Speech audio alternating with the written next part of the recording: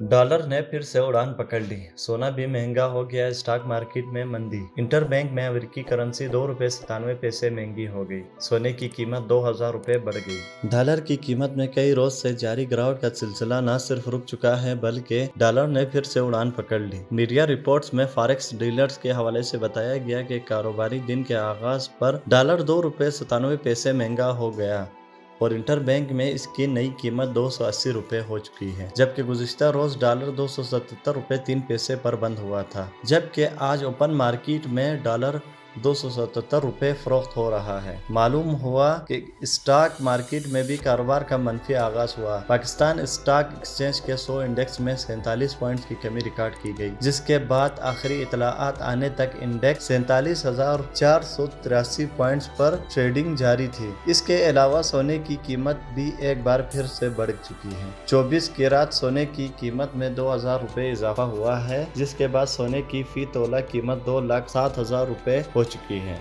10 ग्राम सोने की कीमत 1,77,669 रुपये हुई है। 22 कैरेट सोने की फी तोला कीमत 1,87,916, जबकि 10 ग्राम की कीमत 1,62,680 रुपये बताई गई।